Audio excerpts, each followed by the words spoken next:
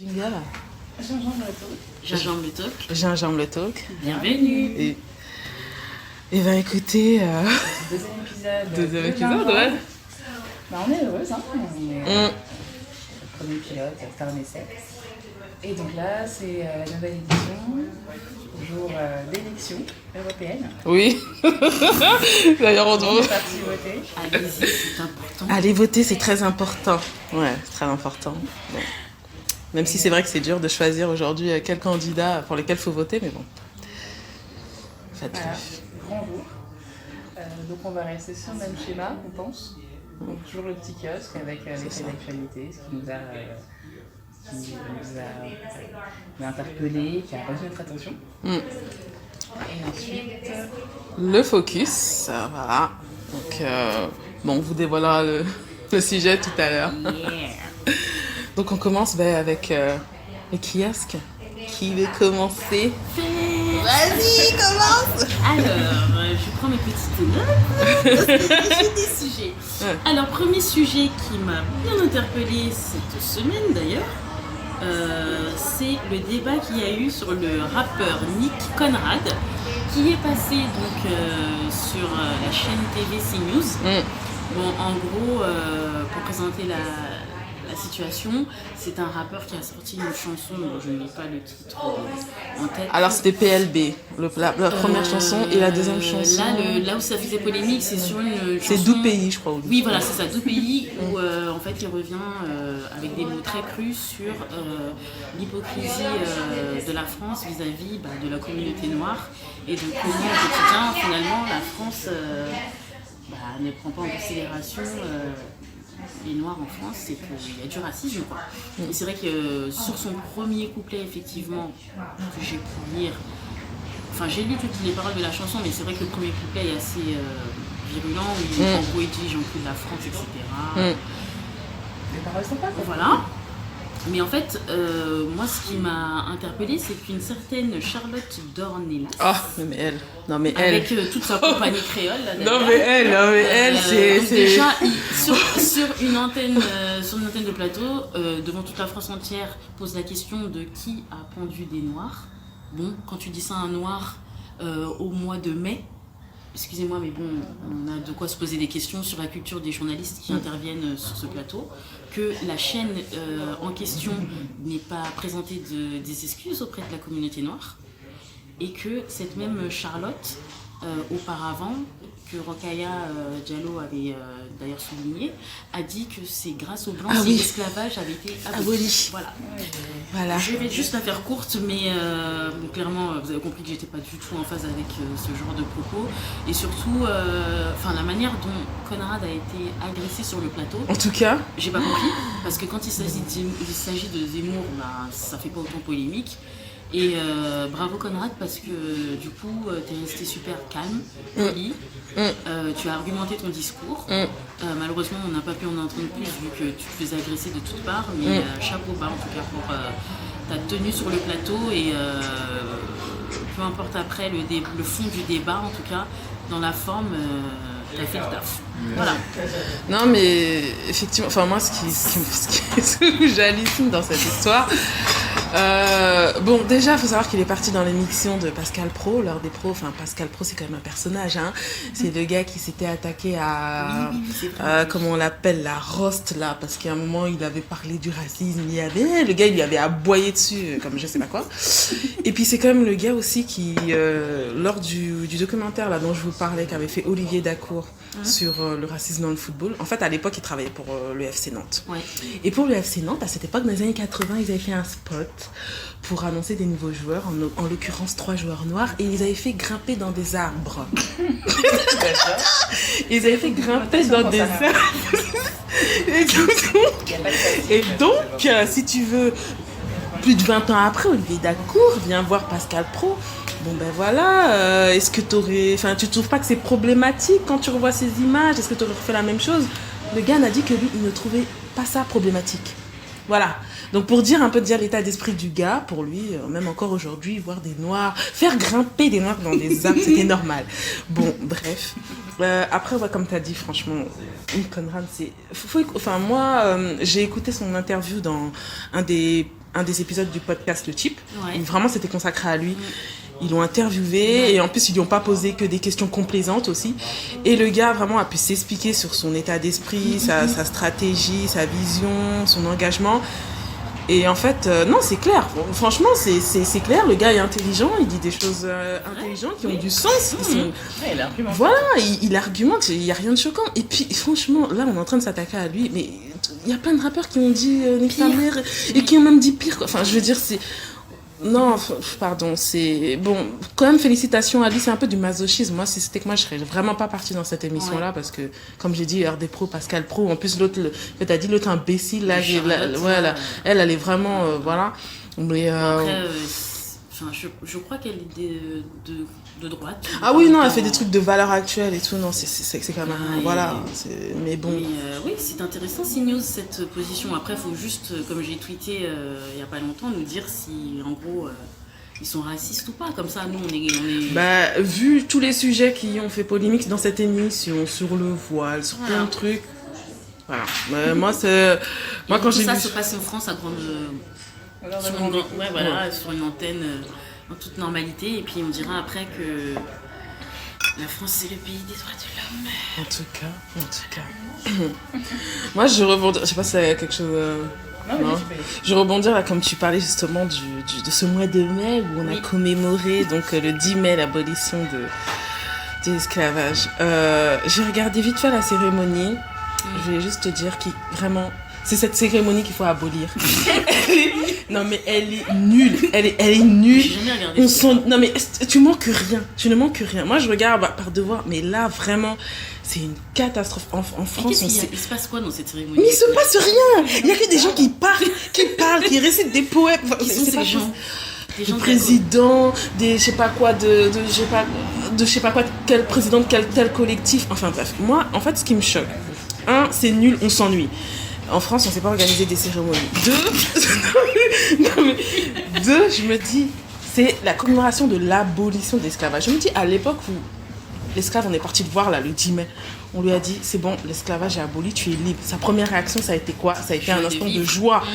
Là, non quoi, c'est d'un ennui total. Et moi, à la place, en fait, ce que je propose, c'est de faire un espèce de Black History Month, mais pas month parce que franchement un mois, moi j'ai pas le temps de un mois c'est trop long, mais plutôt faire un Black History Week. On l'appellerait pas comme ça. Faut trouver le mot en français. Et en fait pendant une semaine je me dis, et on discuterait du passé, donc effectivement on parlait de l'esclavage mais aussi de la colonisation et tout. On parlerait du présent, la situation aujourd'hui des Noirs de France, parce qu'en plus l'esclavage et la colonisation ça a des impacts aussi. Jamais. On n'est pas prêt. Ah, c'est un espoir quand même, c'est un cri d'alerte, je lance comme ça, si quelqu'un m'entend. Non mais si quelqu'un m'entend, et on discute aussi du futur. Voilà comment on se construit. Pendant toute une semaine, du lundi au samedi, des expositions, des débats, des films, des émissions. Et en termes de films, il n'y a pas grand. Mais il n'y a rien.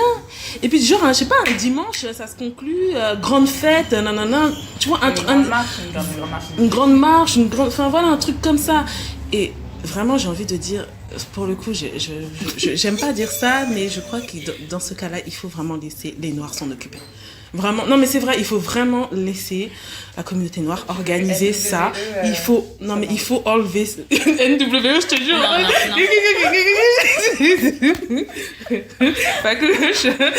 Chakou, non mais parce que là, franchement, la cérémonie, elle est nulle. Et en fait, finalement, moi, en discutant quelquefois avec mes neveux et tout, cette date-là, ça leur parle pas. Oui, ça leur parle pas parce que la cérémonie est naze, quoi. On est d'accord aussi, c'est pas une date unique. Non, mais je parle en France hexagonale parce qu'effectivement, dans les dom-toms, les dates sont différentes. Ouais. Mais en France hexagonale, enfin, je veux dire, c'est un événement oublié. Enfin, qui sait que... Ils s'en foutent, quoi. Donc voilà, moi la date qui a été proposée est récente et elle peut supporter. Enfin, elle peut... il y a peu d'associations. C'est pas assez national, quoi. C'est pas assez national. Et puis même, je dis, la manière dont c'est commémoré, vraiment, c'est d'un ennui. C'est français. Mais oui, c'est ça. C'est dommage parce que le but aussi, c'est que ça parle aux générations futures. Et moi, je te dis, en discutant avec mes neveux et tout, c'est une date qui leur parle pas. C'est un truc qui leur parle pas parce que Parce que voilà, il y a aucun relais derrière. Enfin, cette journée-là aussi, normalement, c'était fait pour ça, quoi. Pour rappeler aux gens ce que c'était. Et bon. Donc, si quelqu'un m'écoute au gouvernement, lâchez la cérémonie. C'est pas la vôtre. Lâchez ça, vous savez pas faire. Laissez-nous faire. Parce que c'est une catastrophe. Bien. Alors moi j'aimerais parler, alors je vais faire 2 sujets en un. C'est la femme noire et l'image de la femme noire en tant qu'entrepreneuse et battante, etc.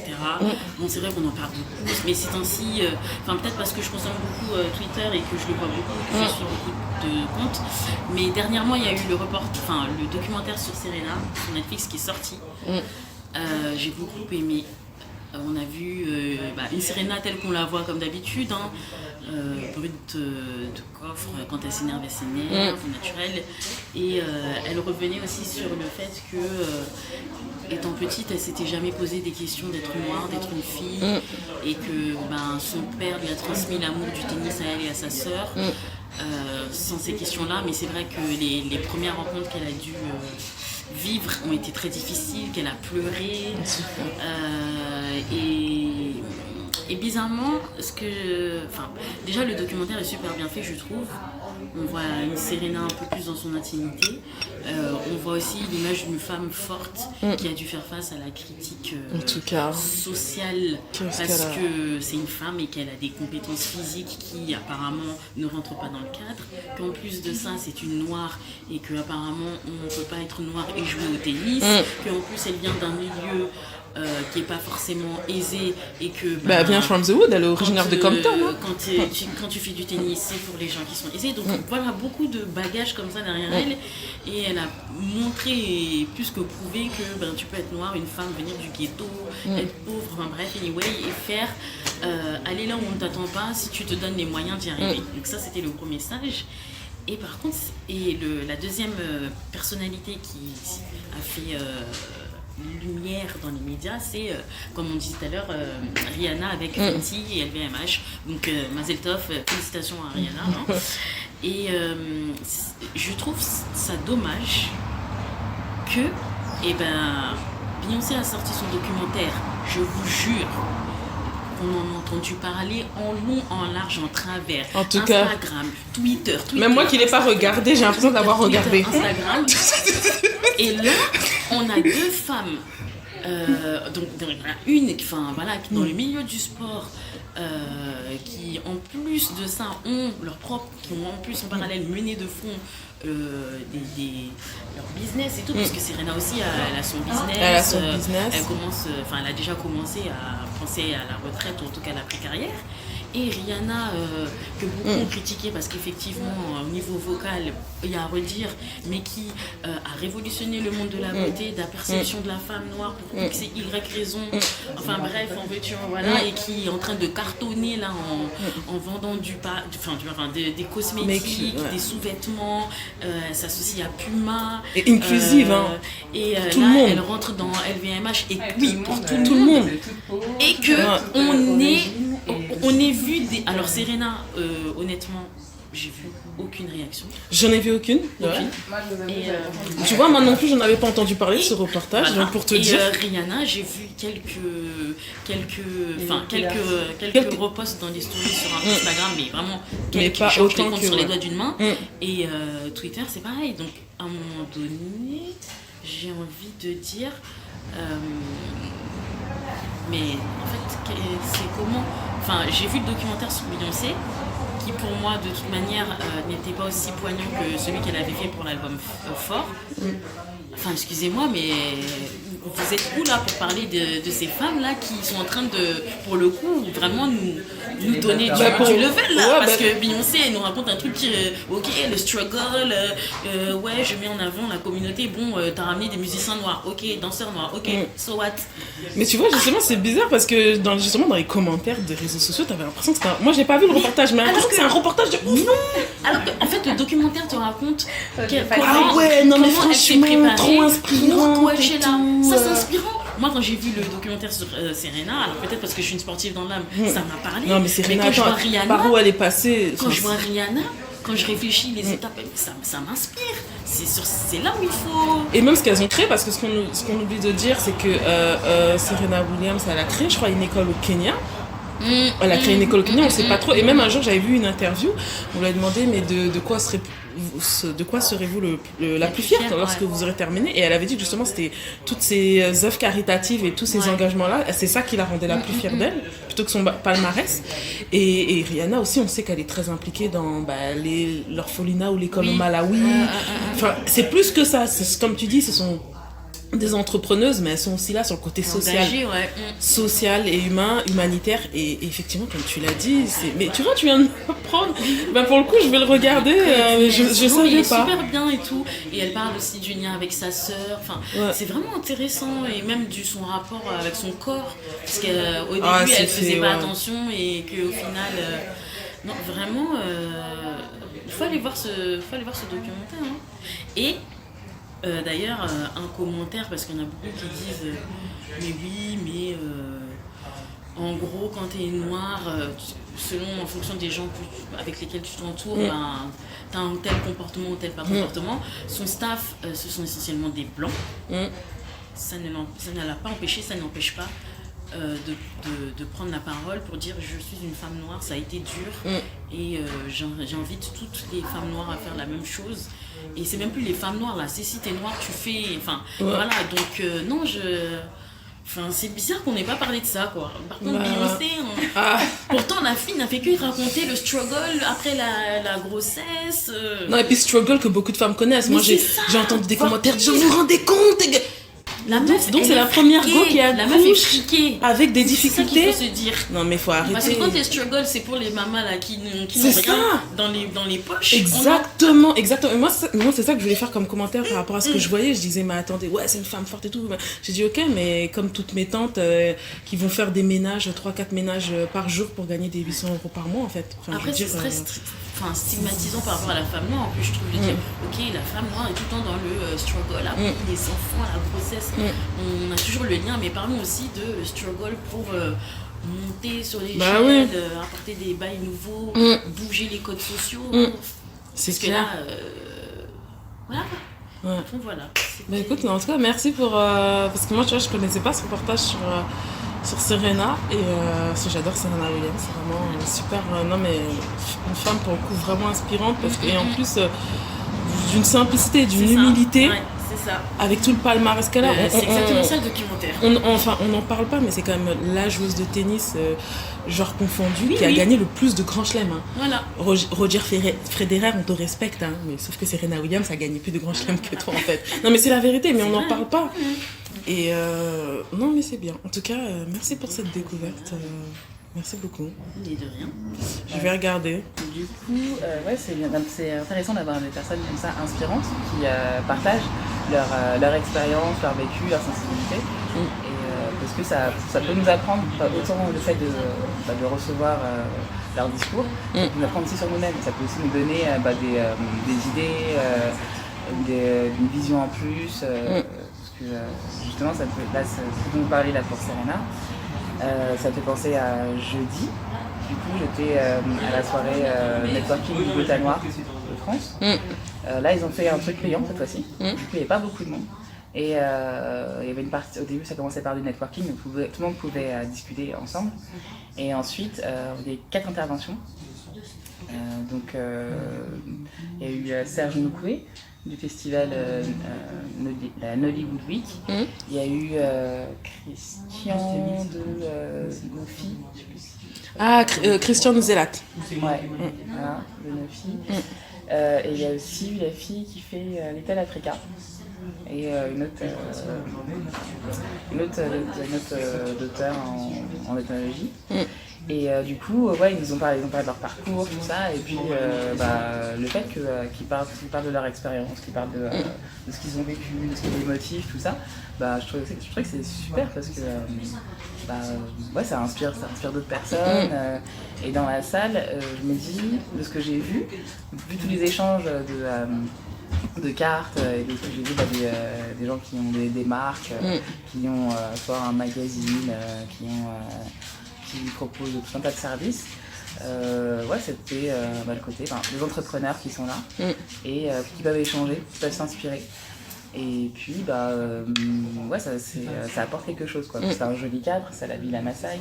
Donc, ouais, j'y suis jamais allée, c'est sympa. Là, moi, c'est la première fois que j'y vais. Ouais. Et du coup, là, c'était leur deuxième édition. Ouais. La première édition était gratuite et il y avait beaucoup de monde. Du coup, les gens n'ont pas beaucoup pu échanger. Donc, il y avait beaucoup trop de monde. Et là, le fait que ce soit payant, c'est 30 euros. Ça a permis d'écrémer en fait. Ça a écrémé vraiment que les motivés. Et du coup, il y avait un petit buffet avec des petits trucs à boire, du sable, du gingembre, des petits fours et tout. Et puis, c'était dans la soirée, donc c'était vraiment after work. Et du coup, c'était vraiment sympa, quoi. La Villa Maasai, c'est un super endroit. C'était sympa ce qu'il y avait à manger. Et surtout, on pouvait, quand il n'y avait pas trop de monde, on pouvait vraiment échanger, parler avec tout le monde.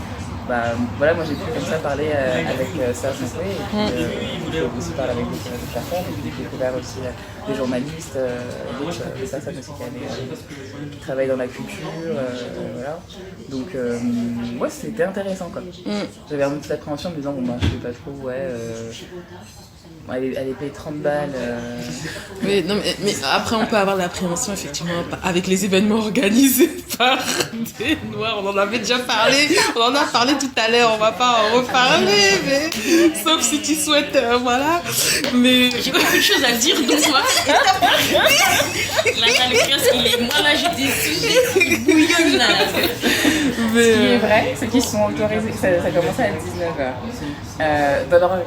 Dans l'organisation qui n'a pas été communiquée à tout le monde, et heureusement d'ailleurs, c'est qu'ils ont réservé 1 heure de networking en fait, en disant les gens vont arriver, ils vont mettre 10 vont arriver. Donc entre 19h et 20h, c'est les gens qui arrivent, si les gens sont en avance, au moins les gens peuvent échanger. C'est l'occasion que les gens échangent. Et du coup, à 20h, les témoignages, les personnes les intervenants ont commencé à discuter. Mais voilà, mais il n'y avait pas la programmation parce que je pense que. Ouais, parce que s'ils avaient dit. Les gens commencent à parler tout ça, à intervenir. Ouais, c'est sûr que le public sera arrivé à 21h, 22h, facilement. Alors là, ouais, il y avait la petite inconnue en disant attends, est-ce que ça commence vraiment à 19h, qu'est-ce qui se passe Et après, plus tard, j'ai vu le programme et ouais, donc ils avaient prévu avant le networking, les différents intervenants, et puis ensuite encore le networking à la fin, et puis il devait y avoir un jeu, le déploiement pour un jeu, et puis ils proposaient toujours leur livre, le Gotha Noir, ce qui était bien en fait. Il faut, hein. Mais ça faut bien. Ils sont là pour faire aussi leur business, hein. C'est leur business, mais il y a aussi le côté, on fait grandir aussi d'autres personnes, et ce côté émulation que j'ai vu en fait. C'est que, ils ont leur business, ils vendent leur Gotha Noir par l'annuaire des entrepreneurs afro d'Europe, mais aussi on met en avant les autres, et puis même en mettant en avant les autres, on rappelle ce qu'ils vendent aussi, quoi. Parce que celle de Little Africa, elle parlait de ce qu'elle a fait, des guides qu'elle a sortis et tout, et l'autre personne, la présentatrice, on va dire, du Gotha Noir qui organisait, elle n'a pas hésité à rappeler, à montrer les guides, ce côté mise en avant des produits, c'est pas plus mal et c'est bien. C'est vrai, les gens aussi font du business, donc le fait que ça soit mis en avant comme ça, j'ai kiffé, quoi. Et je me dis, c'est bien que ça soit payant. En fait. Après, le truc, parce que comme on en parlait à chaque fois, c'est vrai qu'en France, on manque un peu de cette représentation là, de personnes qui réussissent. Et voilà. Et, enfin, je veux dire, même celles qui n'ont pas réussi du premier coup, même celles qui ont déjà connu un échec, parce qu'on apprend aussi des échecs, mais on manque aussi de cette représentation-là. Et après, c'est dommage qu'on ne les voit pas plus. C'est bien effectivement qu'ils fassent un événement network, mais après il faudra aussi passer au niveau supérieur dans le sens où il faudra un peu plus faire parler de soi et puis Bah, en fait, je pense qu'il y a quand même deux choses. C'est que autant faut parler de soi et tout, mais là j'ai bien aimé le fait que ce soit vraiment que des gens motivés du coup. Genre payer 30 balles, ça fait qu'il y a que des gens motivés que des gens motivés et vraiment cet échange entre entrepreneurs. Toutes les cartes de visite que j'ai vu s'échanger et c'est vraiment des gens du coup qui ont un business ou qui ont une action non, mais et qui vont vouloir porter des projets ensemble quoi. Je dis pas que tout va aboutir. Oui. On n'est pas dupes là-dessus. Mais il y a une vraie volonté d'être dans l'action, être dans l'action et puis avancer.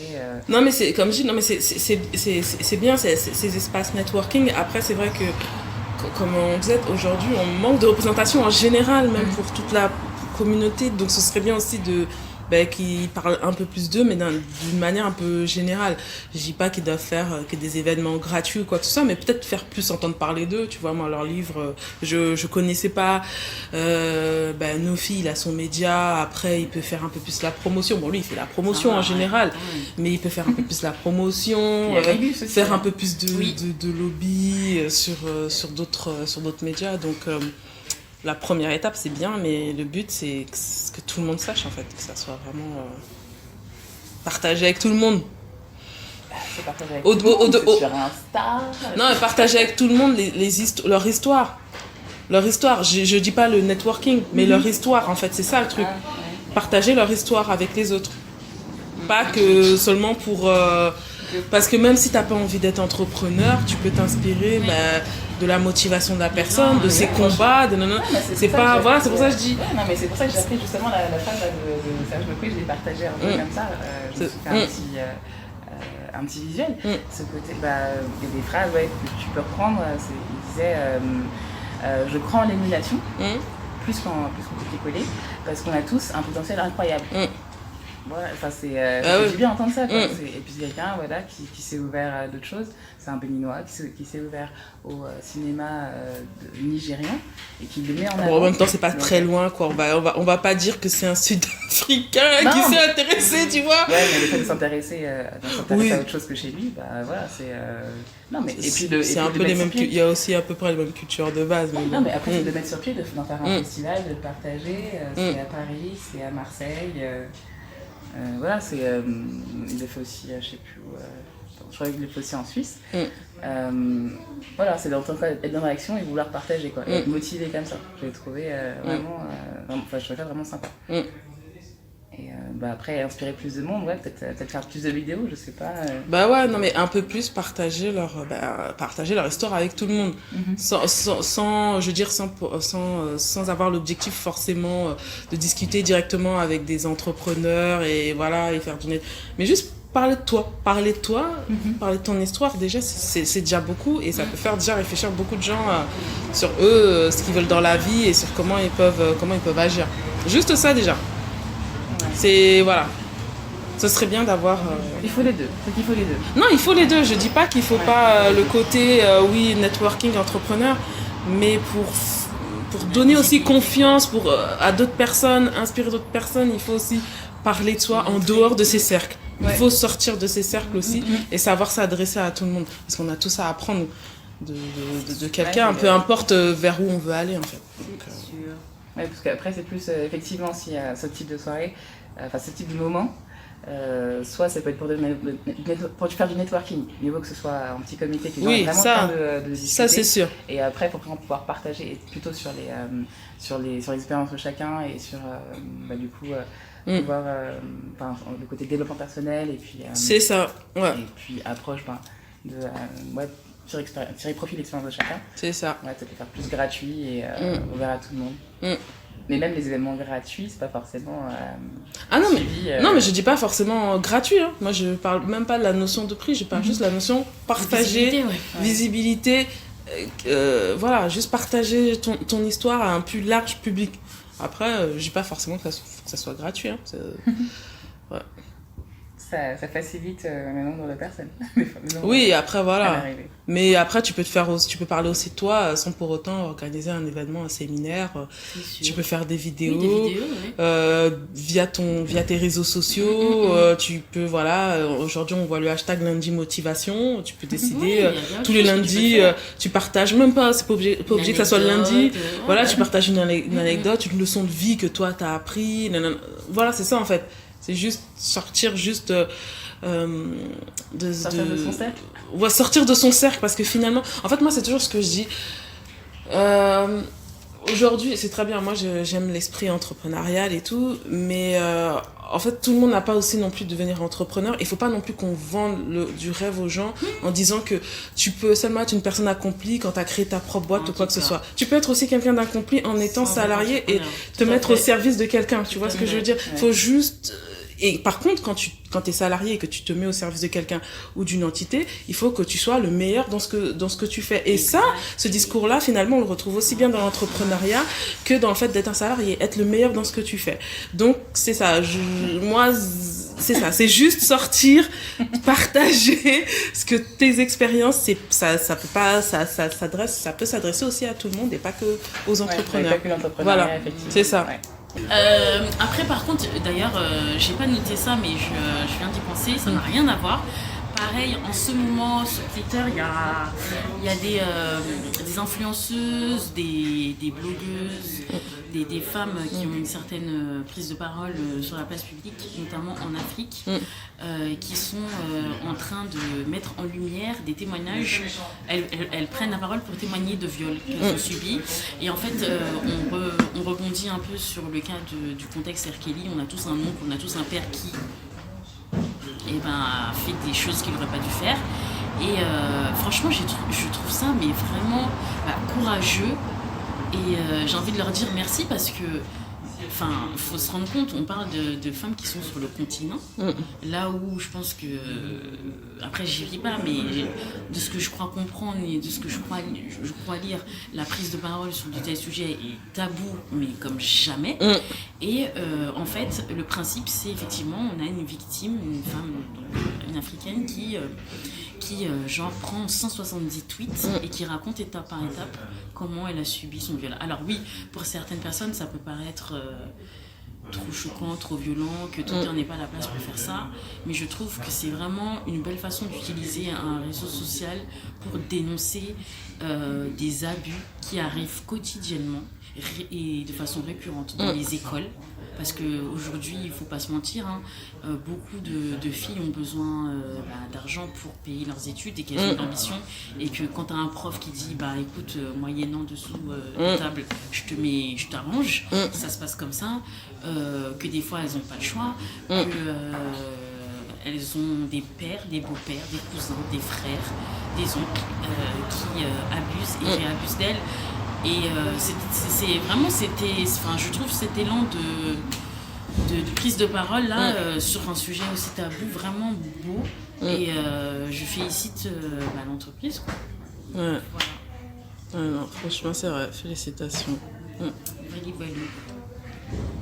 Aujourd'hui, c'était moi qui avais dit plus des choses sur les kiosques. Moi j'avais juste un truc le dernier sujet. Je suis tombée sur un tweet d'un tweetos qui était en train de parler du dernier clip de Niska featuring Booba, Médicament. Oui. Il s'est fait lâcher. Donc, Niska a fait un clip avec... J'avais oublié ça, il y a une donc Niska a fait un clip avec Booba qui s'appelle Médicament. Maintenant dans la chanson il fait chakou chakou, boy chakou chakou. Et les go qui dansent le chakou chakou, le chakou chakou flingué. C'est pas chakou chakou, c'est une imitation. Pardon, une pâle imitation. Pour le coup, puisque déjà c'est pas raciste, mais les danseuses, on ne sait pas d'où elles sortent. C'est ça. Apparemment, il y en a qui ont dit que c'était des Espagnols. J'ai vu un tweet et Niska a répondu au tweet. Il y a une fille, je crois, elle dit en plus, il est parti prendre des Espagnols pour faire un vieux chakou chakou. Et Niska a répondu vous allez pas me laisser avec cette histoire. Et il a mis des lol, genre. Oui, lol, mais attends, mais. Donc, pour le coup, voilà. Donc, je suis tombée sur un tweet d'un tuto qui disait que, voilà, que le Shaku Shaku était pété et tout.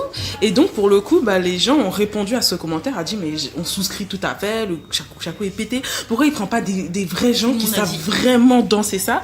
Et c'est parti loin le débat là-dessus. Non, mais le débat est parti loin, mais en même temps, il le fallait. Et c'est vrai qu'aujourd'hui, il y a une grande vague afro-pop et tout machin qui est en train de submerger le rap, le truc, la musique urbaine et tout. Les musiques afro, les danses afro, jusqu'à preuve du contraire, ce sont les afros qui le maîtrisent le mieux. Je dis pas que les autres savent pas faire, mais les masters of masters, ce jour, ce sont les afros. Donc tu vas nous mettre des personnes qui ne sont pas afro, qui ne maîtrisent pas la danse, pour faire des chorégraphies pétées. On sait même pas d'où ça sort. Alors. Et en fait, le débat est sorti comment? Donc, pour le coup, Niska a vu, effectivement, comme tu as dit, le tweet. Il a mis des emojis là. Oui, voilà, comme d'habitude. Vous voulez pas lâcher ton dos? Les gens, ils ont dit, non, on va pas lâcher ton dos parce qu'en fait, vous, les rappeurs français, c'est toujours comme ça. Quand il y a des danses comme ça, des chorégraphies afro à faire, vous mettez jamais les renois. Mais en fait, je crois qu'il avait réagi aussi en disant que il avait fait le clip à la va-vite. En gros, ils ont eu, je pense, ils n'ont pas eu... Non, mais ça s'entend, ils n'ont pas eu beaucoup de temps. Par contre, c'est vrai que lui, l'erreur qu'il a faite, et il me semble, je ne dis pas de bêtises, c'est ce qu'il a reconnu, il a dit, on a balancé le clip, mais moi-même, j'ai pas revérifié derrière les images du clip. Non mais il est sérieux? Non mais attends, ça faut arrêter. Par contre, je suis désolée. Je suis désolée. Non, il y a quand même plein de... Non mais après, attends. Je dis pas qu'on peut les avoir tout de suite. Non mais attends, après il y a des choses qu'il faut contextualiser. Quand tu es un artiste, tu as un calendrier à tenir, tu as des dates. Je pense que le gars... Non mais après, je le défends pas, mais pour moi, ça peut s'entendre dans le sens où le gars, il est pressé parce qu'il doit faire des déplacements, etc. Ça se trouve, ça, ils l'ont tourné en une journée et puis après, c'était bouclé, qu'il était dans l'avion, qu'on a dit que, voilà, Booba voulait sortir ou, je sais pas, son agent ou n'importe qui de l'équipe a dit, il faut sortir le clip maintenant parce que là, c'est bientôt l'été. Après, t'as ci, t'as ça qui s'enchaîne et que effectivement, il a fait confiance au staff, au monteur et à toute l'équipe et que, voilà. Mais il donne aussi des consignes au staff. C'est son clip. Yes. Il peut donner des consignes. Moi, de toute manière, j'écoute pas Niska. Voilà. Moi, le débat là est réglé, mais en tout cas, j'ai bien rigolé. Il peut donner des consignes. Il s'est fait lyncher. Non, mais c'est vrai qu'aujourd'hui, c'est un phénomène qu'on voit. Ça veut dire que... Bien évidemment, il faut de la diversité. Moi, je dis pas qu'il faut mettre que des danseurs renois ou quoi que ce soit, c'est pas ça. Mais le but, c'est que quand même, le clip, ça va avec la chanson, ça va ensemble, c'est aussi ton image de marque. Comment tu peux prendre des gens flingués qui savent pas danser, qui font des chorégraphies flinguées? Prends les gens qui savent faire, c'est tout. Et aujourd'hui, à ce jour, quand même beaucoup de gens disponibles pour faire ça. Mais c'est ça, et c'est ça que les gens... Même, il peut en payer, c'est encore mieux. Il y en a qui seraient vraiment très contents. Il a osé dire, vous êtes en train de parler, donnez-moi alors les noms des danseurs. Les gens, ils ont dit, ça va pas ou quoi? Va sur NW, je te jure, NW, va sur... Non mais c'est ça, les gens, ils ont dit, mais ça va pas, Niska, t'es malade. Tu nous dis de donner les noms des danseurs, mais il y en a plein. Aïe, aïe, aïe, il n'aurait pas dû faire ça, pardon. Va sur Insta, t'en as plein. Ils envoient tous leurs vidéos, tu peux les avoir tellement facilement. Justement, il y en a que tu peux payer, d'accord. Mais il y en a, ok, si tu sais vraiment, t'es à court. Mais même sans payer, tu dis à des jeunes, Niska, c'est bon, États-Unis, ils vont dire, bien sûr, on vient. Sans bien sûr. Ouais, après, écoute. Mais justement, ça montre l'hypocrisie. Ça montre l'hypocrisie de ces gars-là. Voilà. Moi, il n'y a pas d'excuse. Non, après, j'ai pas dit je pardonne ou quoi, ok. Je disais juste que voilà, il a essayé de défendre En tout cas, il a très mal défendu. Moi, je te dis, quand il a dit donnez-moi le nom des danseurs, j'ai dit mais pardon. Ça, je savais pas, tu vois. Moi, j'ai pas tout suivi. J'ai juste vu quelques tweets là, j'étais mort de rire. Je dis, mais de quoi il me parle? Je suis allée voir le clip et moi-même, quand j'ai vu le clip, en fait. Shaku Shaku. Mais tu sais que j'ai pas compris que c'était Shaku Shaku. En fait, non, c'est ça. J'avais vu le clip. Mais j'avais vu la Corée, mais pour moi, il n'y avait pas de Shaku Shaku, en fait. Et c'est après, j'ai vu des trucs, j'ai dit, oui, et là, j'ai commencé à rigoler parce que je me suis dit, putain, mais il s'est fiché, en fait, là. Mais c'est affiché. Gingembre le talk. Gingembre le scope. La suite. Alors, donc, aujourd'hui, notre focus, comme l'a annoncé avant Audrey, on va parler en fait de l'engagement des artistes noirs en France. Voilà, l'engagement politique, l'engagement aussi par rapport aux questions qui touchent au racisme et autres discriminations. Donc, pourquoi on voulait parler de ça? Parce qu'on a eu ce mois-ci Fari qui a fait pendant la cérémonie des Molières, qui a fait un petit sketch. C'est une entrée, en tout cas. Le gars a peine d'y arriver. Hein. C'est vrai, dès la première phrase, le gars il annonçait déjà la couleur. Pas de transition. Donc voilà, qui a fait une entrée fracassante aux Molières et qui retentissante dans le sens où on a beaucoup parlé sur les réseaux sociaux. Moi j'ai entendu des débats comme ça sur CNews et GG d'RMC, nanana, tout ça. Donc voilà, donc on voulait parler de ça. Est-ce que quelqu'un veut commencer Oui, je veux commencer. Ouais. Déjà, Fari, je ne sais pas si tu écoutes ou si tu écouteras un jour cette podcast, mais merci. Merci parce que, en fait, ça n'existait pas avant. Une personne qui est médiatisée, qui a une cérémonie reconnue et connue en France. Ça existait. En tout cas de notre génération. Alors voilà, justement, je vais en parler après en tout cas. Vas-y, je te laisse, je vais en parler après. A pris la parole et a dit à un moment donné, mais vous savez qu'il y a des Noirs en France. Vous savez qu'on est quand même assez beaucoup. Vous savez que ces Noirs, justement en France, eux aussi font, comme vous, du théâtre, etc. Et que il n'y a pas que vous en France. Et qu'il y a même des talents qui sont même plus doués que les talents blancs en France. Et qu'à un moment donné, il faut arrêter d'avoir des œillères et s'ouvrir. Parce que rester dans une certaine élite raciale, je ne sais pas si après, au niveau international, ça permet d'apporter quelque chose d'intéressant et même pour le pays lui-même, de construire et d'enrichir finalement l'art théâtral tel qu'il est. Et ce que j'aime beaucoup avec Fari, c'est que le type pose ça là et puis tu fais ce que tu veux avec, mais il le pose. Et avec une certaine délicatesse humoristique et aussi ironique et à la fois critique. Soit tu comprends, soit tu comprends pas, mais tu prends ça comme ça, et tu fais ta bouche en fait. Même si tu comprends pas, on s'en fout quoi. Donc, moi j'ai kiffé. J'ai kiffé cette prise de parole et franchement ça fait vraiment du bien parce que que ce soit théâtre, musique ou film, malheureusement, il y a personne qui de cette génération là aujourd'hui c'est même pas porter ses couilles, mais c'est qui dit la vérité, en fait. Et après, c'est ce qui est fort avec cet aspect de l'humoriste, c'est que lui, il peut dire des choses en rigolant, sans que les gens comprennent, sans comprendre. Mais bon, tous les Noirs qui ont vu Fari ont compris.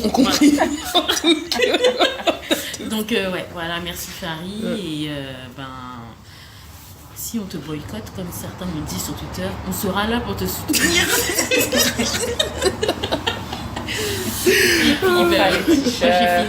J'ai fini pour ma part, en tout cas, sur le sujet. Alors, moi, le sketch, effectivement, j'ai trouvé bien. Bon, c'était pas un sketch de ouf.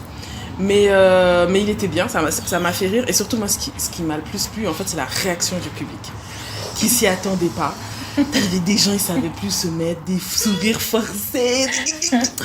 Non, moi, c'est ça, en fait, qui m'a vraiment plu dans cette intervention de Fari. Alors, je reviens par rapport à ce que tu dis que c'est la première fois. Non, c'est pas la première fois. Et d'ailleurs, ce que j'ai trouvé dommage, c'est que sur les réseaux sociaux, j'ai vu des Noirs et aussi des Arabes, moins des Asiatiques, mais des Noirs et des Arabes dire ouais, vous êtes là en train de l'encenser, comme si c'était le mec le plus beau, comme si c'était la première fois qu'on faisait ce genre de truc en France et tout, faut pas non plus abuser, nanana, il a rien dit de ouf.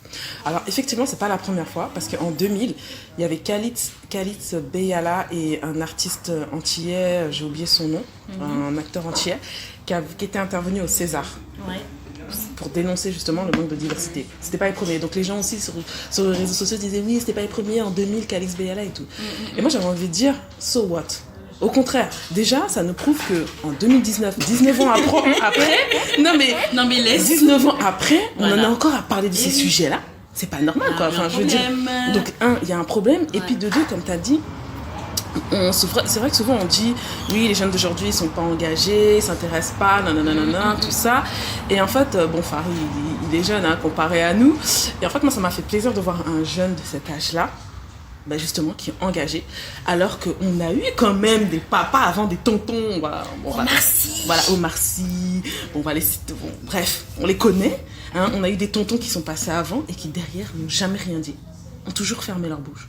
Donc voilà, donc juste pour ça en fait faut le féliciter et oui, ok, c'est vrai, il a pas fait le plus grand sketch de tout, mais je crois que et voilà, c'était subtil et en plus je pense que le but c'était pas, il venait pas faire le Charlie Chaplin, voilà, c'était pas ça le but quoi, et les gars ils voulaient juste faire passer un message, c'est tout, donc non, c'est après ça pousse à faire des recherches parce que ce qui est bien c'est que c'est un impertinent et après autant il peut y avoir des choses qui sont un peu hermétiques pour certains, mais tout le monde, enfin vu comment c'est amené, c'est un humoriste, il connaît la scène, il fait rire, rien que par rapport à ça. Et après, il dénonce. Il fait bien son travail d'humoriste. Du coup, que les gens ne comprennent pas tous tout de suite, c'est parce que, peut-être parce que, justement, ils ont encore des petites recherches encore à faire. C'est ça.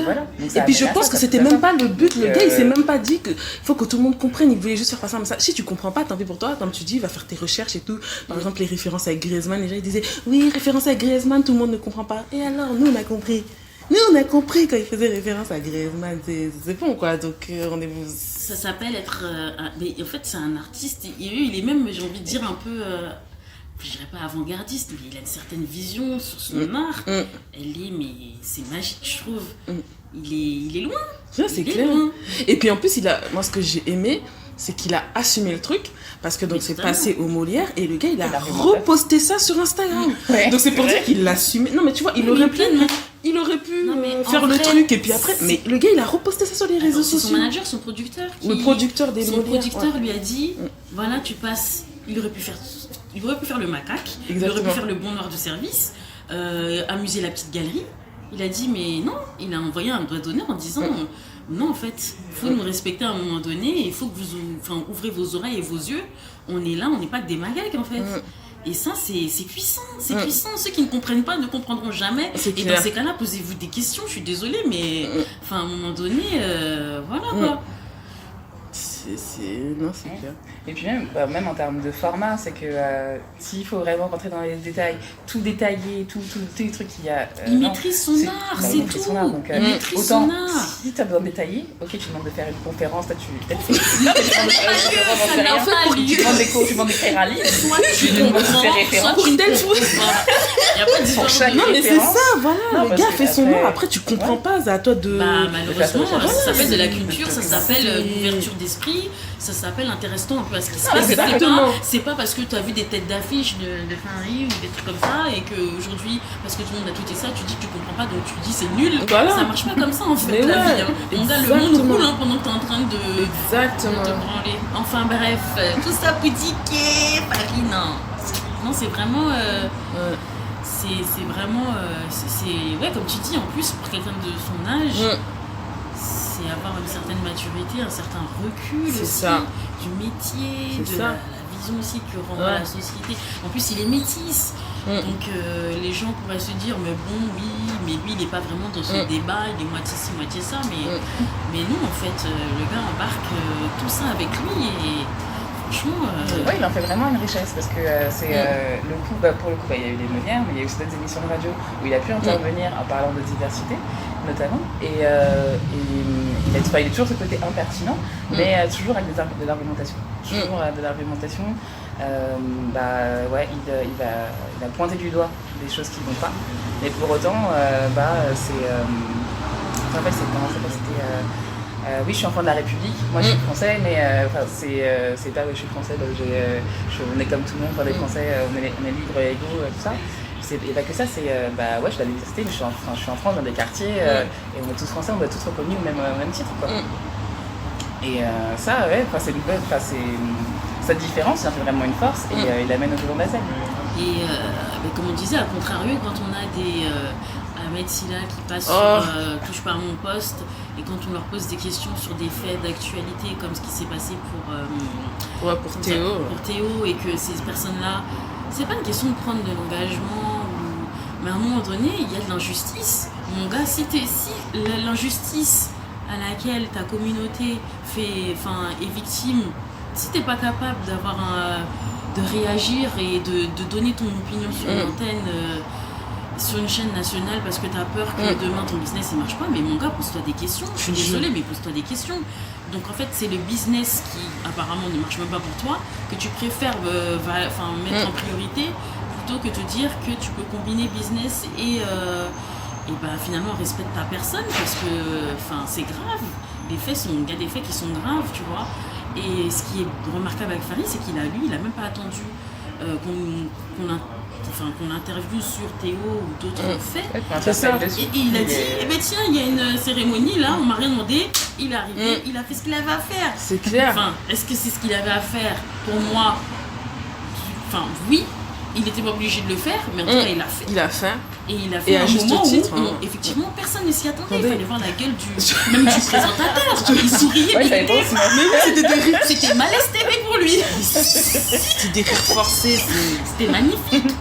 Mais voilà, et c'est pareil, Omar Sy.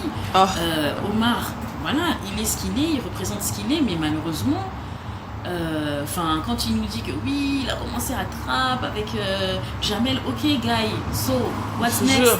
Qu'est-ce que. T'es grand, t'es noir, t'es foncé, mon gars, t'es sénégalais comme ça. Il faut apporter quelque chose. En plus, maintenant, t'es aux States, donc quand même, t'as une certaine vision. Je sais pas, vois ce qu'ils font là-bas. Après, je respecte, on peut pas obliger les gens à prendre position. C'est une chose. Et on peut pas critiquer ni juger, mais en tout cas, ce que je trouve ça vraiment malheureux, en tout cas, de mon point de vue, quand tu sais que tu peux avoir un fils, un petit frère, un cousin, et te dire que ils connaissent Omar Sy, mais bon, Omar Sy, voilà. Non. T'es pas obligé de prendre position, mais dans ce cas-là, faut pas venir dénoncer, parce que Omar Sy, effectivement, il a dénoncé avant. Oui.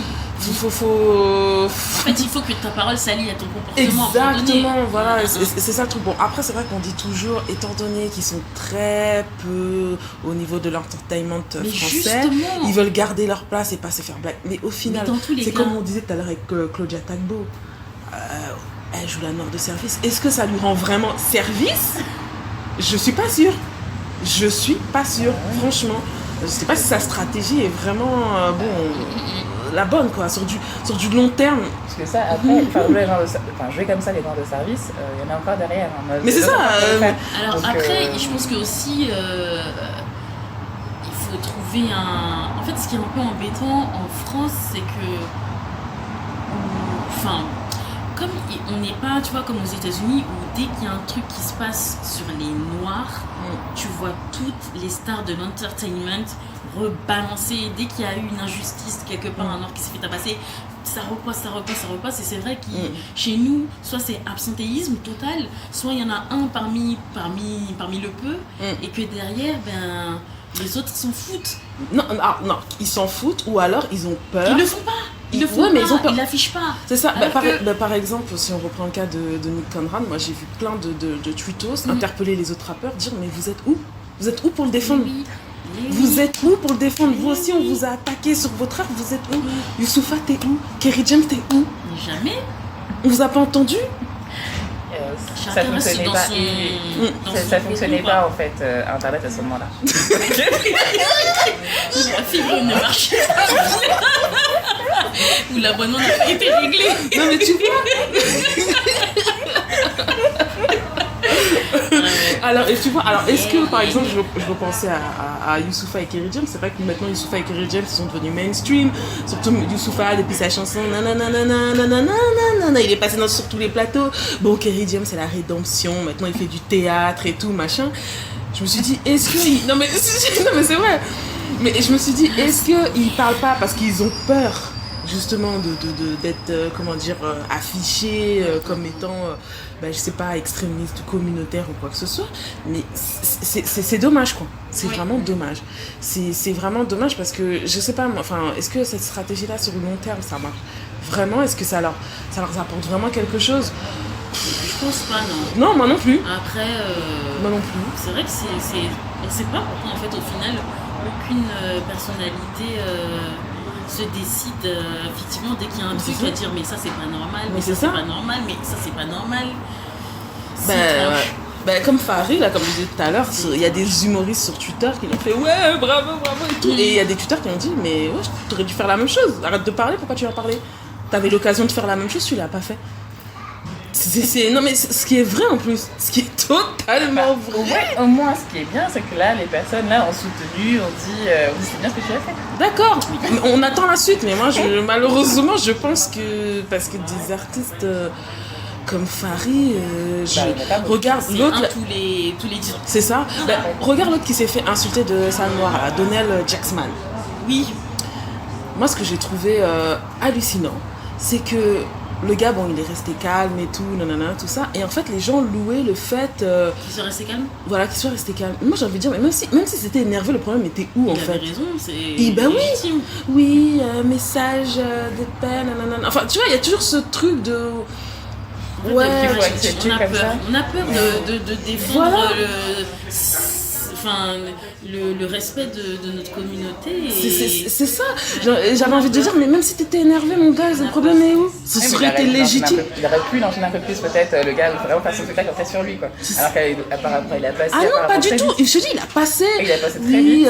Il a passé très vite. Après, il a balancé que des messages d'amour, ce qui est bien. Je dis pas qu'il faut pas de messages d'amour et de paix.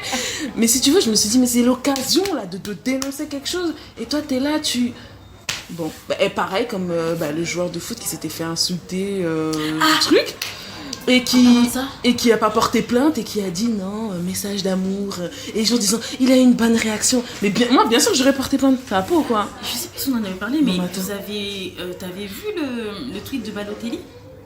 Oh, il m'a fait tellement plaisir. Non mais lui, Balotelli, par contre, autant il est fou, mais sur ces questions-là, il ne blague pas. Alors attendez. Sur ces questions-là, il ne blague pas. Balotelli, il est toujours déter, il dit les choses.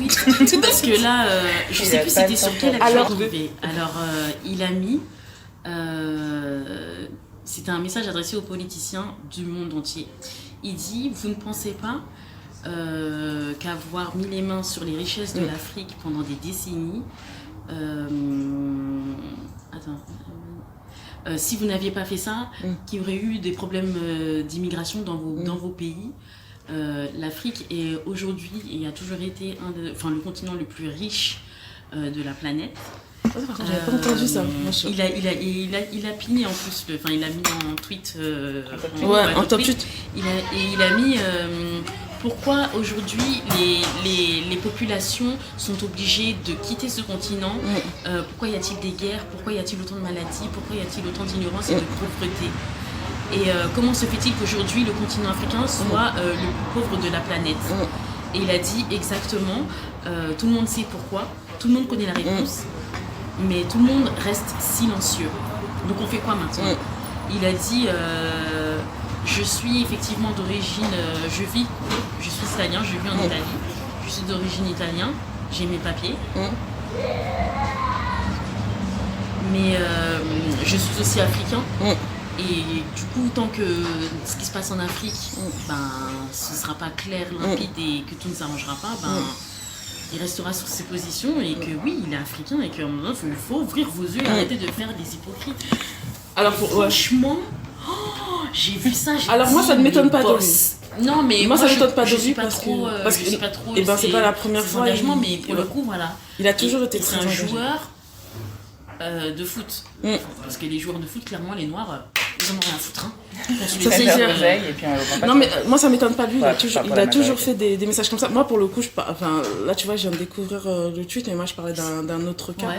Donc que j'étais en train d'expliquer où un de ses coéquipiers italiens blancs a dit que l'autre s'est fait traiter de racisme parce que il célébrait de manière trop ostentatoire et justement il a insulté son coéquipier blanc. Je m'en souviens plus, mais bon lui justement il a toujours été déter sur ces questions-là et c'est je veux dire c'est étonnant parce que c'est un des rares et en plus tu dis il est tout seul. Bon maintenant il y a un deuxième joueur noir en équipe d'Italie, donc tu aurais pu dire il ferme sa bouche par peur de se faire tomber dessus par tous ses coéquipiers, mais lui il a jamais fermé sa bouche. Tu vois ce que je veux dire? Et ça fait aussi partie de son image et c'est aussi pour ça aussi qu'il y a des gens qui l'apprécient, qui disent voilà, parce que le gars il est là, il est engagé, il parle et il dit ce qu'il a à faire. Bon en attendant nous en France Ça n'arrive pas. avec des Pogba qui défend des blackface de son pote ou des... Enfin bref. En France, c'est quoi le problème en fait? C'est compliqué, c'est compliqué. Mais en France, c'est quoi le problème des gens? Le noir là se cherche. Par contre, quand il y a des Théo qui sont prendre des matraques, on ne dit rien. Ah ça? Silence radio. C'est ça. Mais c'est ça. Un problème, en France. Et après, tu vas venir c'est vraiment une hypocrisie à la française. Mais oui. C'est quand ça les arrange ou c'est ça. quoi, le truc? Expliquez-nous. Enfin, je veux dire, au bout d'un moment, enfin, c'est vraiment, je sais pas comment. Comme j'ai dit tout à l'heure, les Noirs de France, pour moi, c'est les pires. C'est vraiment les pires. Je ne sais pas c'est quel... Non, mais je sais pas c'est quelle malédiction, je sais pas quoi. Mais si vraiment un jour, on veut... voilà, on veut représenter, on veut peser, on veut faire entendre nos idées ou quoi que ce soit, faut vraiment qu'on change de mentalité. Ah bah ça, c'est Parce sûr. que là, c'est pas possible. Ouais.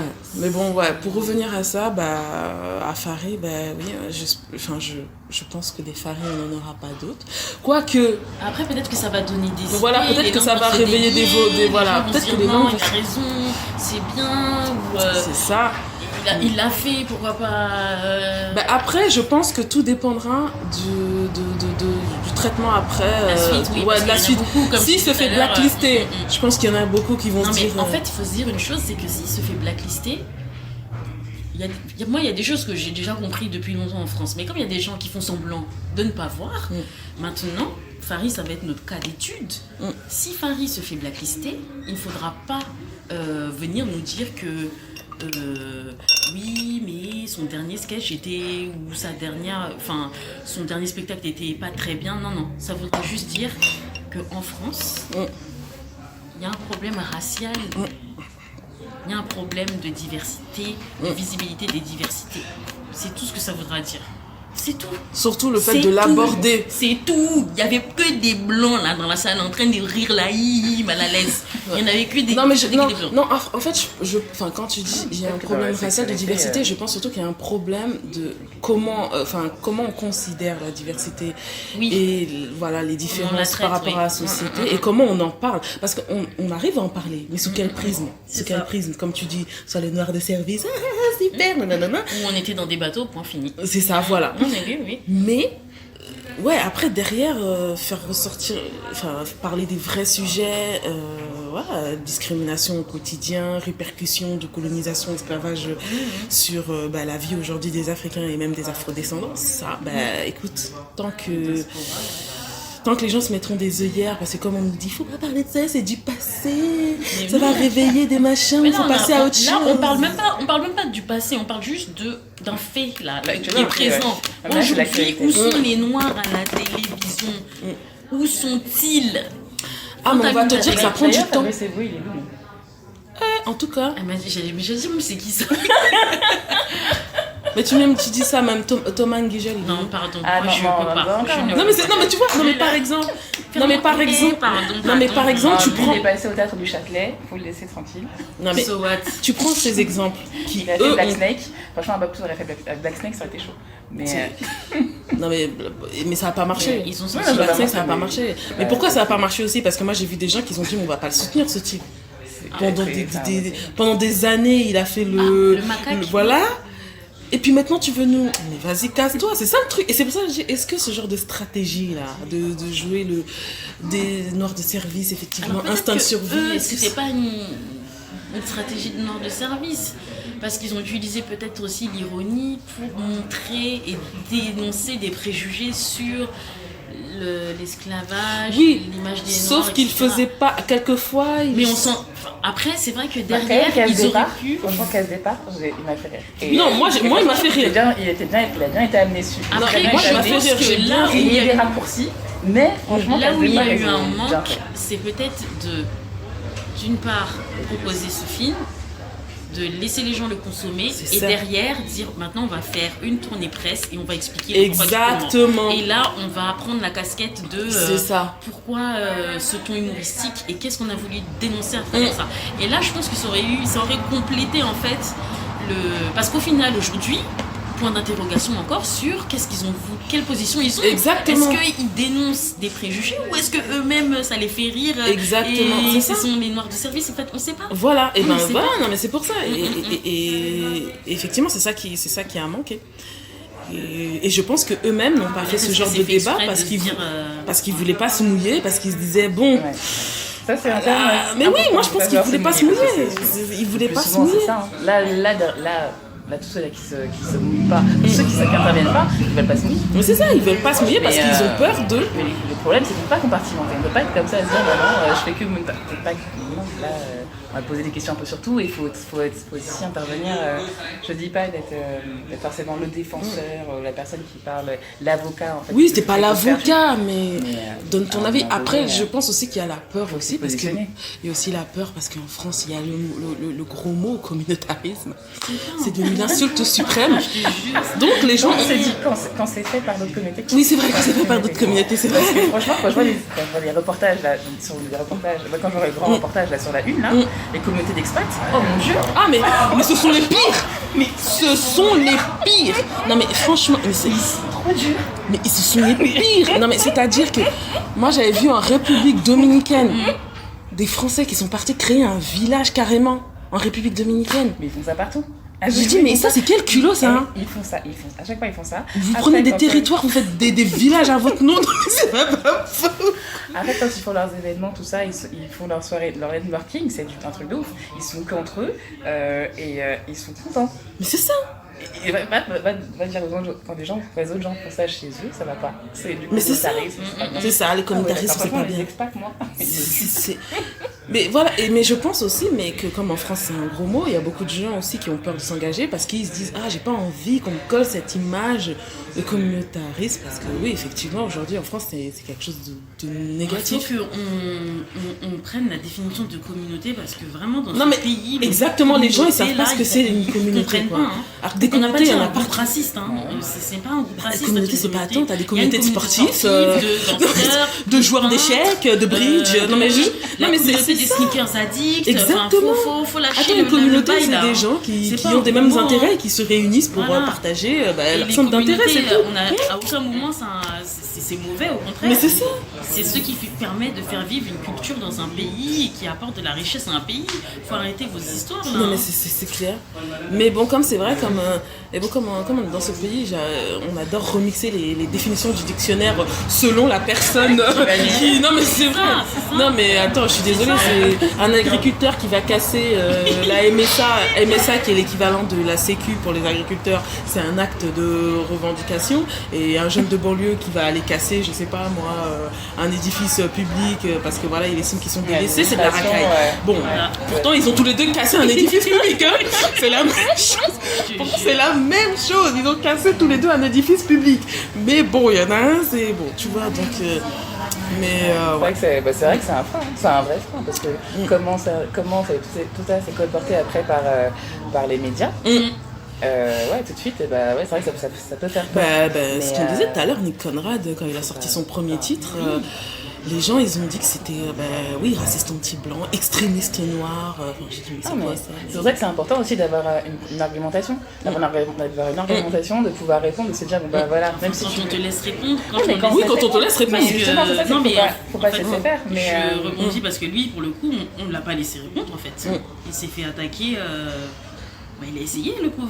Il a répondu après et en plus je trouve qu'il a bien répondu, répondu après et ouais.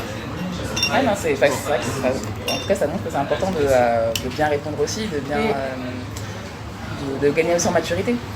Après c'est vrai que tout le monde n'a pas la capacité aussi de répondre. Parce que là pour le coup, pour l'instant, je sais pas, là de ce que je vois d'Ahmed Silla, pareil, pour reprendre encore sur son sujet, je sais pas qu'est-ce qu'il pense et je sais pas s'il a la maturité déjà pour répondre à ce genre de questions en fait.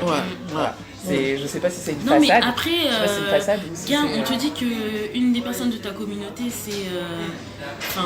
a subi une injustice, tu pourrais dire oui, moi ça me fait mal au cœur de voir que ça existe encore en France, mais rien que dire ça, dire ça, donc en tant que victime ça ne te touche pas. C'est quoi ton problème? Il y a un problème, il y a un vrai problème. Et puis comme je disais, je crois que c'était lui qui avait joué l'esclave là sur le même plateau de. Moi ça j'ai pas vu mais qu'est-ce que c'est que ça? Mais c'est quoi en fait? What's happening? Dans ta tête là, il se passe quoi? Fais comme tu veux, moi je te juge pas, ça va aller. Ouais. J'espère pour lui qu'il gagne des gros millions et qu'il a aussi une association caritative pour laquelle il œuvre. Bon, écoute, je suis pas spécialement son actualité, mais j'ai pas l'impression non plus qu'il fait les hauts de l'affiche, quoi. Donc, non mais c'est pour, enfin, voilà, que ces artistes-là eux-mêmes se posent la question de... Oui, entre leurs convictions s'ils en ont, leur position dans la société et dans le milieu dans lequel ils interviennent en tant que personnes noires, parce que c'est pas anodin. Et puis qu'est-ce qu'ils envoient aussi à leur public. On ne peut pas compartimenter. Quand on est en avant comme ça, quand on est artiste, on ne peut pas se dire qu'on compartimente parce que tu as ta carrière d'artiste, c'est vrai. Ouais, mais c'est ce que j'étais en train de te dire aujourd'hui. Il y en a qui font parce qu'eux-mêmes le font, ces artistes. C'est aussi une personne en fait, donc ce que tu fais, ça a des répercussions. Non, mais c'est ce que... Donc on peut essayer de compartimenter, mais c'est pas possible, les gens vont arrêter. Donc, c'est ce que j'ai dit tout à l'heure, les gens le font. Regarde, eux-mêmes, ses propres artistes le font. Voilà. Donc bon, le bilan est pas très... voilà, c'est... merci Farid, tu nous as emmené une lueur d'optimisme. Oui et non, après c'est vrai parce que t'as quand même des artistes qui ont vu ce qu'il a fait, qui sont totalement d'accord avec lui, mais qui derrière... Et la suite. Bah oui, mais derrière, moi c'est pour ça que je suis impatiente. Qui derrière, en fait, ils vont être d'accord, mais eux-mêmes ne vont pas s'engager. Après, c'est vrai que on aimerait savoir pourquoi finalement, pourquoi vous aussi vous prenez pas cette... Enfin, que vous profitiez pas de ce que vous avez en termes de visibilité pour faire comme lui, quoi. Bon, voilà, c'est la je pense que voilà. Bon écoutez, comme d'habitude, hein, n'hésitez pas à commenter. On a été peut-être un peu plus longue. Le focus a été un peu plus long. Mais comme d'habitude, n'hésitez pas à commenter, à liker, follow, à partager, sur à Instagram s'abonner et Twitter. Et puis on attend vos retours. Non, ce que vous avez aimé, ce que vous n'avez pas aimé, ce sur quoi vous n'êtes pas d'accord avec nous.